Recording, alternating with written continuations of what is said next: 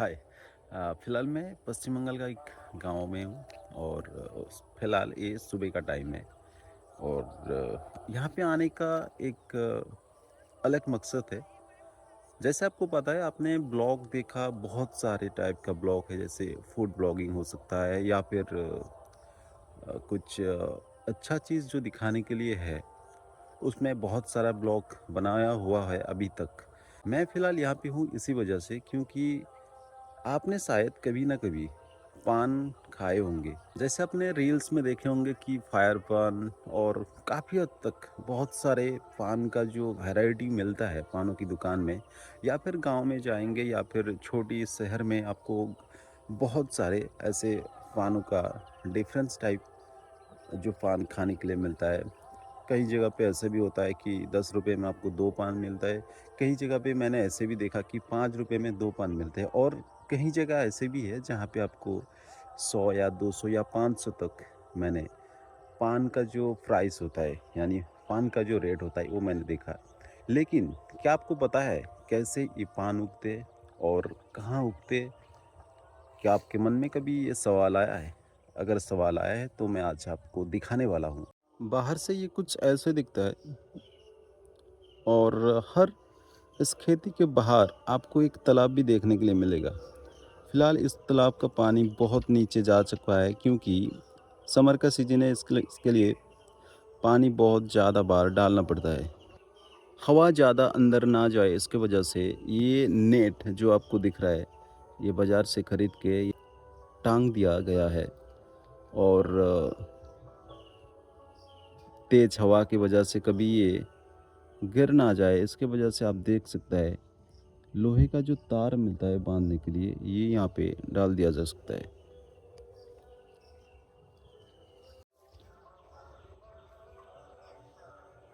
ये देख सकते हैं यहाँ पे जो पाइप आपको दिख रहा है, ये बेसिकली पानी देने के लिए, और मोटर वगैरह भी यहाँ पे लगाना पड़ता है। कई जगह पे जहाँ पे आपको पानी देने के लिए मोटर का इस्तेमाल होता है, तो कभी जो जनरेटर होता है जो बेसिकली डीजल या पेट्रोल में चलता है, वो भी अगर दूर है, मान लीजिए इलेक्ट्रिक का वायर जहाँ तक नहीं पहुँच सकते, वहाँ के लिए आपको ये इंजन आपको इस्तेमाल करना पड़ता है। ये देखिए ये देखिए पानों का खेती। और यहाँ पे ऐसे आपको दिखाया जाता है कि एक लंबा सा आपको जाने के लिए जो नीचे से आपको दिख रहा है, क्योंकि यहाँ पे अंदर इसको ट्रीटमेंट करने के लिए बहुत टाइम देना पड़ता है।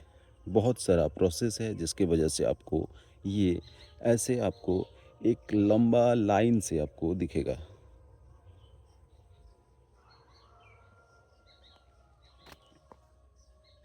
और इसका और एक काम होता है। मान लीजिए यहाँ पे पानी आपको देने के टाइम में अगर पानी ज़्यादा इसके अंदर आपने डाल दिया, तो पान का जो पौधे हैं ये मर भी सकते हैं। इसीलिए पानी निकालने के लिए ये रास्ता है। ज़्यादा धूप पान की खेती के लिए बहुत ही हानिकारक होता है। इसके वजह से ये देख सकते हैं आप। और ऐसा भी नहीं कि आप ज़्यादा भी डाल सकते हैं, क्योंकि अगर ज़्यादा डालेंगे तो उसकी वजह से धूप बहुत ही कम आएगा, तो इसके वजह से भी पान का जो कलर और साइज का ये भी डिफरेंस भी हो जाता है। तो इसकी वजह से इसको भी आपको बहुत ही सोच समझ के लगाना चाहिए। पानों का जो किसान होता है, इसका रूफ बनाने के लिए वो भी उनको अलग से सोचना पड़ता है। इसका कलर में थोड़ा ध्यान दीजिए, ये थोड़ा पीला टाइप का है। और इसका ये मिट्टी, इसके वजह से ये मिट्टी यहाँ पे बहुत ही मैटर करता है।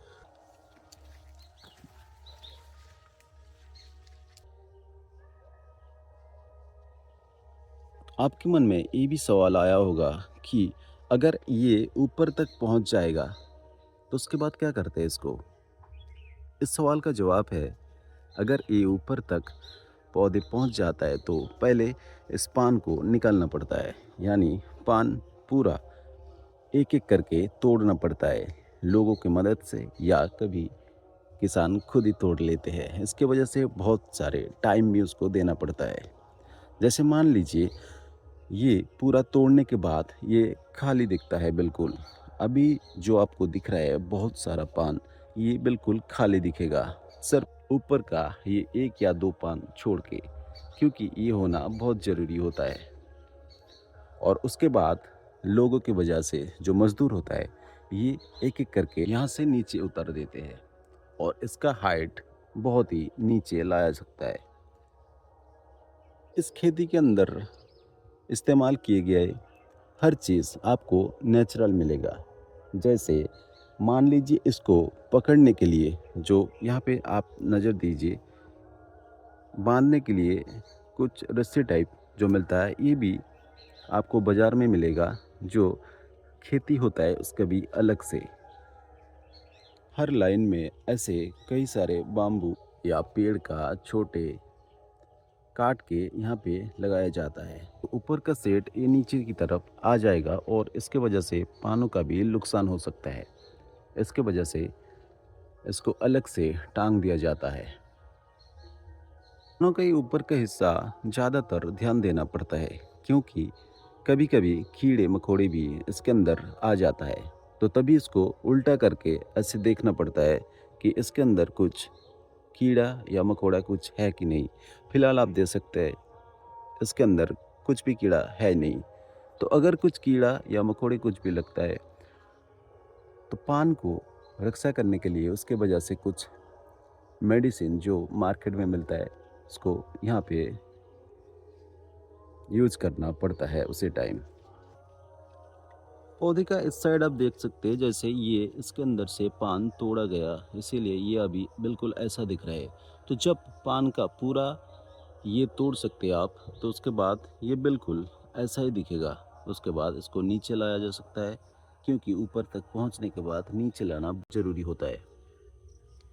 और यहाँ पे एक चीज़ आपको और भी ध्यान देना पड़ेगा, और इसको ऐसे करके फोल्ड किया जाता है।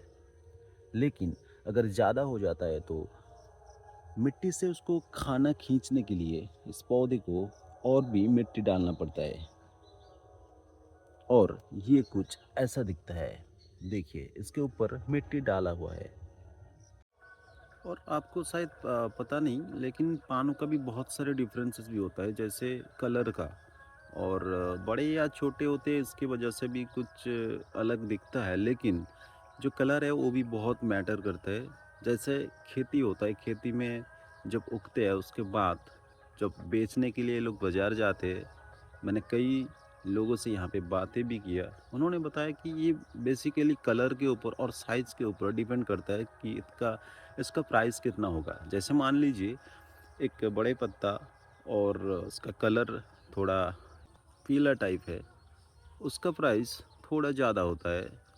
और अगर कंपेयर करें तो थोड़ा काले टाइप का जो पत्ता होता है, उसके हिसाब से देखा जाए वो बहुत ही महंगा होता है।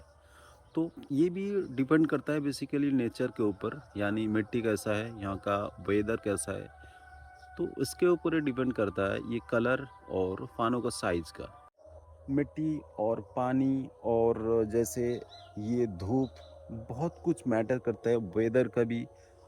तो ये एक पान को खेती को चलाने के लिए आपको बहुत सारे चीज़ ध्यान देना पड़ता है। और ये ध्यान देने के बाद मिलता है ऐसे कुछ, मेरे पीछे जो आप देख रहे हैं, ऐसे कुछ पान जो बाज़ार में जाके बेचने के बाद जहाँ से आपको यानी किसान को पैसा मिलता है। इसके साथ साथ और एक चीज़ भी होता है, जैसे मान लीजिए ज़्यादा बारिश की वजह से अगर पान की खेती के अंदर पानी कभी भी रुक जाता है, यानी आसपास अगर बाढ़ टाइप कुछ आता है, तो उसी टाइम पानों का बहुत यानी काफ़ी हद तक नुकसान में आ जाता है किसान, क्योंकि ये सारे पौधा मर भी सकता है उसी टाइम।